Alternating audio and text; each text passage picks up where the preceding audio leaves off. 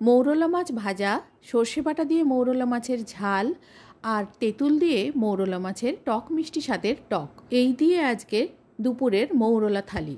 নমস্কার, আমি শ্রীপর্ণা। অমৃতকুম্ভ চ্যানেলে আপনাদের সবাইকে স্বাগত জানিয়ে আজকের রেসিপি শুরু করছি। মোটাসহ বেগুন ভাজা, মৌরলা মাছ ভাজা, ভাজা পেঁয়াজ, জিরে আর পোস্ত দিয়ে আলু ভর্তা, ছোলা দিয়ে কুমড়োর ছক্কা, বিউলির ডাল, মৌরলা মাছের ঝাল আর মৌরলা মাছের টক, এই দিয়ে আজকে ভাতের থালিটা সাজিয়েছি। মৌরলা মাছের 3টে পদ থাকার জন্য আমি এটার নাম দিয়েছি মৌরলা থালি।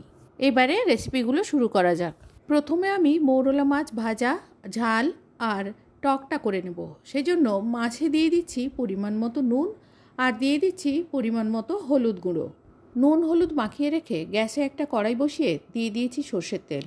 তেলটা খুব ভালো মতো গরম হলে এই মাছ থেকে কিছু মাছ নিয়ে আমি দিয়ে দিচ্ছি। যে পরিমাণ মাছ ভাজা খাওয়া হবে সেই পরিমাণ মাছটা আমি দিলাম। একটা একটা করে এভাবে পেতে দিয়েছি। এক পাশ ভাজা হয়ে গেলে গোছা ধরে উল্টে দিচ্ছি। এভাবে উল্টে দিয়ে অপর পাশটাও ভেজে নিচ্ছি। যেহেতু এই মাছগুলো ভাজা খাওয়া হবে তাই এই মাছগুলো খুব ভালো করে ভাজতে হবে। উল্টে পাল্টে কড়া করে ভাজলে মাছগুলো বেশ খেতে ভালো লাগবে আর মাছগুলো অনেকক্ষণ পর্যন্ত কুড়মুড়ে থাকবে। আর মৌরলা মাছ ভাজা ডালের সাথে ভালোই লাগে, তাই আজকের থালিতে মৌরলা মাছ ভাজার সাথে ডাল রেখেছি। উল্টে পাল্টে সমস্ত মাছগুলো ভেজে নিয়ে একটা বাটিতে করে তুলে রাখছি। মাছগুলো তুলে রেখে ওই কড়াইতে আরেকটু তেল দিয়ে পরের ব্যাচের মাছগুলো ভাজবো। তেলটা গরম হলে মাছগুলো তেলে ছেড়ে দিয়ে ভাজা মাছগুলো আপনাদের দেখাচ্ছি। যে পরিমাণ মাছ দেখিয়েছিলাম 1/3 মাছ আমি ভেজে নিয়েছি। ভাজা মাছগুলো রেখে দিয়ে বাকি 1/3 ঝালের জন্য ভাজা চাপিয়েছি আর বাকি 1/3 রেখেছি মাছের টক করার জন্য। ঝালের মাছগুলো এরকম নাড়াচাড়া করে ভেজে নিচ্ছি। তবে ঝালের মাছ খুব বেশি কড়া করে ভাজবো না, এগুলো হালকা নাড়াচাড়া করে হালকা করেই ভাজবো, বেশি কড়া করে ভাজবো না। মাছগুলো তুলে ওই কড়াইতে 1 চামচ সর্ষের তেল দেওয়ার পরে তেলে দিয়ে দিচ্ছি 1 চামচ কালো জিরে, 2টো চেরা কাঁচা লঙ্কা দিয়ে দিলাম আর দিচ্ছি কিছু রসুন কুচি। 3-4 কোয়া রসুন ছোট ছোট করে কুচিয়ে নিয়েছি। রসুন কুচি হালকা ভাজা হলেই পেঁয়াজ কুচি দিয়ে দিচ্ছি। পেঁয়াজ, রসুন, লঙ্কা তেলের মধ্যে ভালো করে নাড়াচাড়া করে ভেজে নেব। পেঁয়াজগুলো যখন গোলাপি বর্ণ থেকে হালকা সোনালি বর্ণ হতে থাকবে তখন দিয়ে দিচ্ছি এর মধ্যে টমেটো কুচি। নাড়াচাড়া করে টমেটোর জলটা যতক্ষণ না শুকনো হয় ততক্ষণ ভেজে নেব। মিনিট খানেক ভাজলেই টমেটোর জলীয় অংশটা চলে যাবে। তারপর দিয়ে দিচ্ছি এর মধ্যে সর্ষে বাটা। পেঁয়াজ আর টমেটোর সাথে সর্ষে বাটাটাও একটু সাঁতলে নেব। সর্ষে বাটা হালকা সাঁতলে নিলে এর টেস্টটা আরও বেশি খোলে, তাই একটু নাড়াচাড়া করে ভেজে নিয়ে দিয়ে দিচ্ছি এতে জল। আমি সর্ষে বাটার জলটা দিলাম। দিয়ে দিচ্ছি অল্প পরিমাণ নুন, হলুদ গুঁড়ো দিয়ে দিলাম। নুন হলুদটা মিশিয়ে নিয়ে আরেকটু পরিমাণ জল দিয়ে দিচ্ছি, কেননা মাছটা এর মধ্যে ফোটাবো, তাই আরেকটু জলের প্রয়োজন আছে। ভাজা খাওয়ার মাছগুলো আগেই আপনাদের দেখিয়েছি, আর এইগুলো হলো ঝালে দেওয়ার মাছ। সর্ষে বাটার ঝালটা ফুটে উঠলে ভাজা মাছগুলো দিয়ে দিচ্ছি। মাছগুলো ঝালের সঙ্গে ভালো করে মিশিয়ে নিয়ে 2 থেকে 3 মিনিট ফুটিয়ে নিচ্ছি। এ সময় জলটা একেবারে শুকিয়ে গেছে। এই রকম অবস্থায় আমি কড়া থেকে এটা নামিয়ে রেখে কড়াটা পরিষ্কার করে নিচ্ছি। তারপরে পরবর্তী রান্নায় চলে যাচ্ছি। এরপরে আমি আগে বেগুনটা ভেজে নেব। সেজন্য একটা বেগুন নিয়েছি বোটাসহ। এটাকে আমি 4 ফালি করব। বোটার কাছে এই পর্যন্ত অংশ রেখে বাকিটা 4 ফালি করে নিয়ে আমি দেখাচ্ছি। এবারে 4 ফালি বেগুনে দিয়ে দিচ্ছি পরিমাণ মতো নুন আর দিয়ে দিচ্ছি হলুদ গুঁড়ো। লক্ষ্য রাখবেন বেগুনের বোটার কাছটা আমি একটু গোল করে কেটে নিয়েছি, পাতলা অংশগুলো বাদ দিয়ে দিয়েছি। এবারে বেগুনে ভালো করে নুন হলুদটা মাখিয়ে নিয়ে গ্যাসে কড়াই বসিয়ে দিচ্ছি। কড়াইয়ে 3 চামচ সর্ষের তেল গরম করতে দিয়েছি। তেলটা গরম হলে বেগুনের পেছন দিকটা করে বেগুনগুলো দিয়ে দিচ্ছি।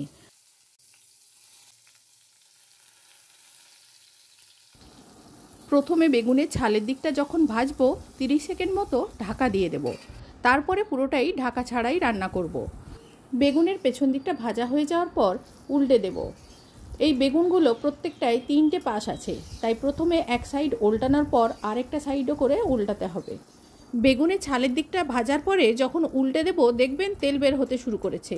কাটা অংশগুলো ভাজা হবে যখন তখন তেল বের হতে থাকবে, সেই জন্য অল্প তেলেই বেগুনগুলো ভাজা হয়ে যাচ্ছে। বেশি তেলে ভাজা হয় বলে অনেকেই বেগুন ভাজা খেতে চান না। একবার এই প্রসেসে বেগুনগুলো ভেজে দেখবেন, খুব কম তেলেই বেগুন ভাজা হয়ে যাবে আর টেস্টের কোনো হেরফের হবে না।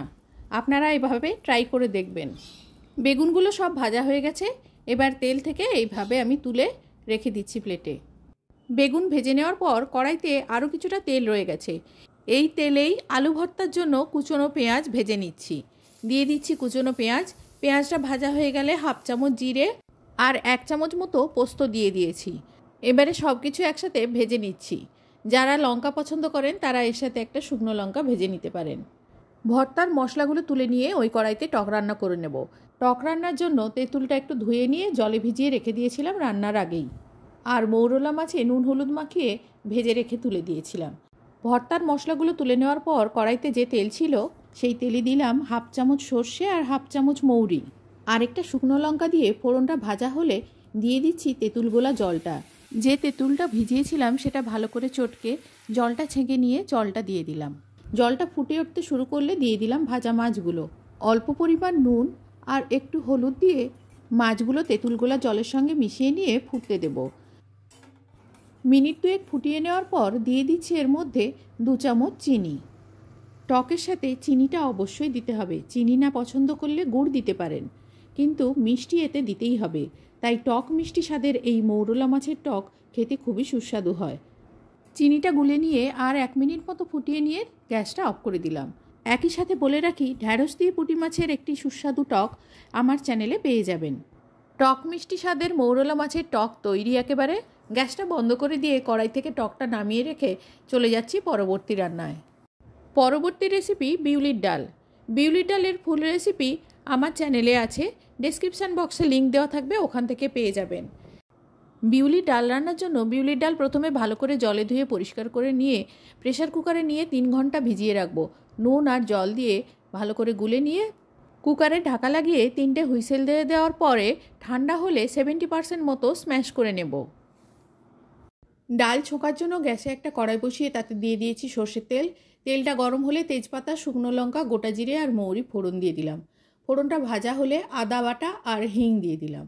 নাড়াচাড়া করে হিঙের সুন্দর গন্ধ উঠলে দিয়ে দিলাম নুন দিয়ে সেদ্ধ করে রাখার পরে স্ম্যাশ করে রাখা ডালটা। ডালে শুধু নুন দেওয়া ছিল, হলুদ দেওয়া ছিল না। এবারে হলুদটা দিয়ে ভালো করে গুলে নিচ্ছি। প্রয়োজন মতো জল দিয়ে দিচ্ছি। যেরকম ঘনত্ব চান সেই মতো জল দেবেন। 5 মিনিট ফুটিয়ে নেওয়ার পর দিয়ে দিচ্ছি 1 চামচ মিষ্টির জন্য চিনি। চিনিটা গুলিয়ে নেওয়ার পর 1 চামচ ঘি দিয়ে দিলাম। ঘি রেসিপির লিঙ্ক ডেসক্রিপশান বক্সে থাকবে, ওখান থেকে পেয়ে যাবেন। শর্ট থেকে কি করে সরাসরি ঘি বানাতে হয় সেই রেসিপির লিঙ্ক থাকবে। এবারে ভালো করে ঘিটা মিশিয়ে নিয়ে ঢাকা দিয়ে গ্যাসটা অফ করে দিচ্ছি। ডাল তৈরি হয়ে গেল। এবারে আসছি পরবর্তী রান্নায়। পরবর্তী রান্না কুমড়োর ছক্কা। কোনো রকম গুঁড়ো মশলা বা আদা ছাড়া এই ছক্কাটি রান্না হয়েছে, শুধুমাত্র কয়েকটি ফোড়নের ওপর এই রান্নাটি। প্রথমে কড়াইতে 2 চামচ সর্ষের তেল দিয়ে তেলটা গরম হলে তেজপাতা আর শুকনো লঙ্কা ফোড়ন দিয়ে দিলাম।